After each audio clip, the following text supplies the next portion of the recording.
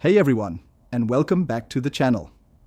Today we're tackling another crucial interview question that often separates good candidates from great ones, especially in roles like business analyst, product manager, or even project management. It's a question that directly probes your ability to navigate the messy, real-world challenges of business. The interview question: describe a time when you had to make a decision with incomplete information. This isn't a trick question, it's a test of your judgment, your ability to manage risk, and your comfort with ambiguity. In business, you rarely have 100% of the data you want, so how do you make a smart call when you're missing pieces of the puzzle?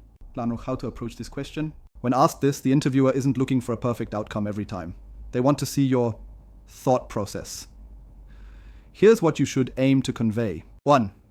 Context is key. Briefly set the scene. What was the situation? What was the decision you had to make? What was the goal? 2. Identify the missing pieces. Clearly state what information was incomplete. This shows self-awareness. 3. Explain your decision-making process. This is the core of your answer. What assumptions did you make? But what data did you have and how did you leverage it? What frameworks or principles did you apply? E.g., risk assessment, prioritizing key hypotheses, iterating quickly. Who did you consult?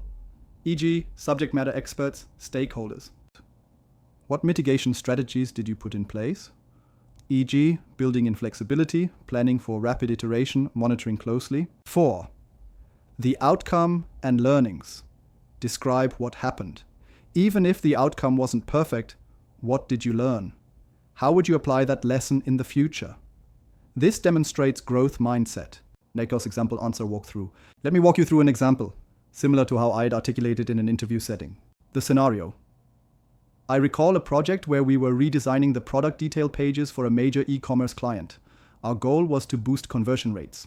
We had tons of quantitative data, analytics, heat maps, sales figures, telling us what users were doing. But here was the incomplete information. We lacked deep, fresh, qualitative insights into why they were behaving that way. We couldn't conduct extensive user interviews and usability testing before starting the initial design phase due to tight timelines. The decision with incomplete information. My decision was to proceed with an iterative design approach, prioritizing changes based on our strongest quantitative data while simultaneously initiating lightweight qualitative research streams. And my process? First, I leveraged our existing strong quantitative signals. We identified areas with high drop-off rates or low engagement. For instance, if the product specifications section had minimal clicks, we'd form a hypothesis. We then formulated clear hypotheses.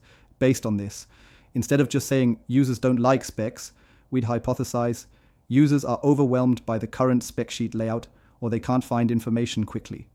Our proposed solution would be redesigning it with clear accordion toggles to increase engagement. We prioritized safe bets and generally accepted UX best practices that were low risk.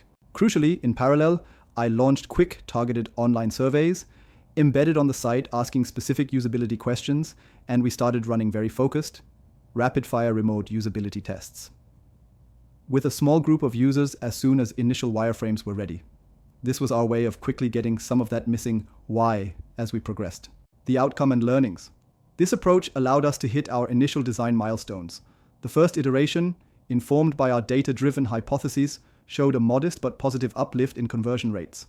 Even more importantly, that parallel qualitative research quickly validated some of our initial assumptions and, critically, unearthed new, unexpected pain points that the quantitative data alone hadn't revealed.